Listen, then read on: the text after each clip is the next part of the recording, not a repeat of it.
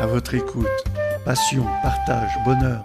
Vous avez la parole pour le meilleur et pour le dire. Merci la vie. Merci la vie, bien sûr, merci la vie. Merci la vie, oui. Merci la vie. Merci la vie. Merci. Chers amis auditrices, auditeurs, bonjour. Aujourd'hui, je suis avec quelqu'un dont je fais la connaissance et puis je trouve ce qu'elle fait, cette personne-là, absolument intéressant. Donc, je me propose, elle a accepté tout de suite, de l'interviewer sur son rôle dans une organisation qui s'appelle Femmes Solidaires. Je peux vous laisser vous présenter ? Oui, bonjour. Je m'appelle Agnès. Je suis la présidente fondatrice de la petite association des femmes solidaires pour l'émergence africaine. Nous sommes basés à Nangy, en Haute-Savoie. Et depuis 2022, nous œuvrons dans des contrées reculées du Cameroun pour notamment apporter de l'eau potable, améliorer les conditions d'accès à l'éducation en offrant aux villages des infrastructures de qualité pour accueillir les enfants et puis permettre leur éducation dans de bonnes conditions. Aujourd'hui, on a eu le temps de discuter un petit moment, et je crois qu'il y a des priorités dans les actions que vous menez maintenant, je crois surtout au niveau de l'eau et de son utilisation dans un centre bien spécifique. Oui, évidemment. Nous avons œuvré dans ce domaine-là, c'était pour d'autres besoins, pour les villages qui manquaient d'eau.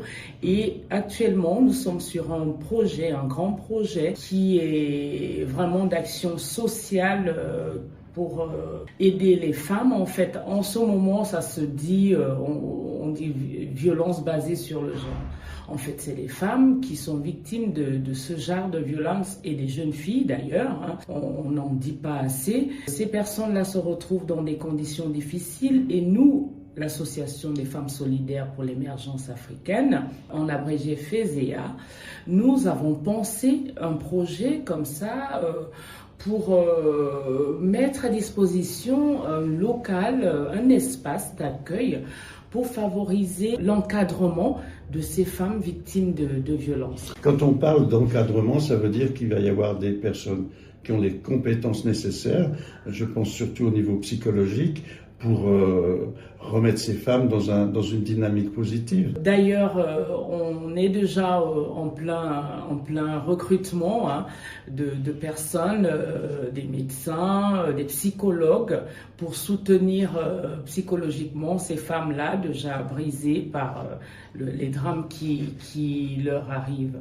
Donc voilà, il y aura, donc on parlait de l'eau, il y aura un grand besoin d'eau potable, parce que ce sera un centre quand même assez grand. Dans ce centre-là, donc justement, il y aura besoin d'eau potable et nous avons besoin, je pense, de compétences pour pouvoir apporter de l'eau potable dans cette communauté-là que nous allons accueillir. Donc un puits, ça pourrait aller, mais il faudrait vraiment dans une autre envergure de contenance, parce qu'il y aura un grand besoin. On n'en parle pas trop, mais au Cameroun, à ce jour, 6 femmes sur 10 sont victimes de violences sur leurs personnes et leurs enfants. Donc, je veux dire, on peut imaginer la quantité de litres d'eau potable qu'il faudra dans cet environnement-là. D'autant plus qu'il y a un projet, quand on parle de femmes, on va aussi parler d'enfants, il y a un projet scolaire qui vient avec ça. Il y a un projet scolaire qui va venir avec, il y aura un espace éducatif dédié à ces enfants-là, dont les parents seront dans les locaux évidemment, donc ce sera un encadrement global. Enfants et mamans victimes de violences. Donc tout ce panel-là nécessitera justement que les enfants, si on leur offre un toit de secours pour les éloigner de cette violence, il faudra qu'on pense côté santé, donc la santé passe par l'eau potable. Voilà. Donc c'est très important. Alors là, on parle beaucoup d'avenir, mais de façon présente. Donc vous dites que vous avez déjà des compétences au niveau médical et psychologique. Quelles autres compétences vous avez déjà sur le terrain pour qu'au moment voulu, elle puisse être aidante? Nous avons, en ce moment-ci, on a des compétences, les compétences humaines. On a des présences de femmes qui, elles aussi, ont connu, ça c'est très important, parce qu'on ne peut donner, pour la plupart du temps, que ce qu'on a reçu. Des femmes qui connaissent cette souffrance-là, qui n'ont pas eu la chance, pour certaines, celles qui sont déjà enregistrées dans nos registres d'accueil à ce jour, qui n'ont pas eu la chance d'avoir un endroit, un espace dans lequel elles pouvaient recevoir de l'écoute, de l'attention et du soutien moral. Ces femmes-là, elles attendent que cet endroit arrive enfin au Cameroun. J'en parle tous les jours, elle nous encourage dans cette action à créer ce centre, parce qu'il n'y en a pas. Alors là, on parle du niveau associatif, avec des compétences, c'est déjà extraordinaire de pouvoir les localiser et qu'elles soient d'accord de rentrer de façon dynamique dans le projet. Maintenant, au niveau des autorités, est-ce que vous vous attendez à un soutien, d'avoir des bâtons dans les roues, ou simplement que ça reste dans un tabou de certaines personnalités qui ne veulent pas savoir ce qui se passe au niveau culturel?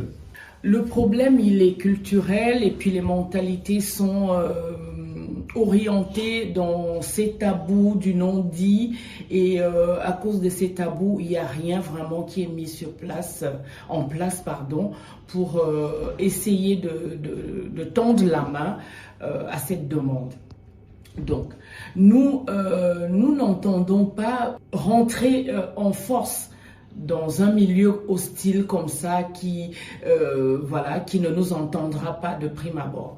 Nous allons aller avec douceur, et à travers cette douceur, les personnes que nous allons accueillir, à qui nous allons tendre la main, pourront être elles-mêmes des piliers de parole autour d'elles. Et puis, je pense que il ne sert à rien d'user de la force. Je pense que notre arrivée au Cameroun, avec cette action de lutte contre les violences basées sur le genre, sans parler de loi de prime abord, je pense que l'action sociale que nous allons mener dans ces localités va par elle-même porter ses fruits.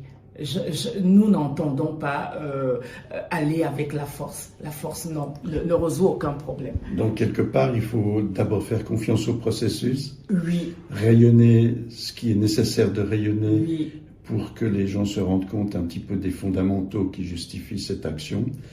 Cette émission s'appelle Merci la vie. Quand vous entendez quelqu'un dire Merci la vie, comment ça résonne en vous?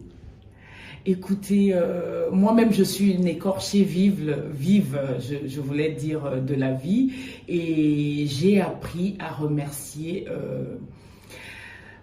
tous les instants de ma vie, parce que tout ce qui nous arrive de prime abord, au lever le matin, personne ne l'interpelle de force.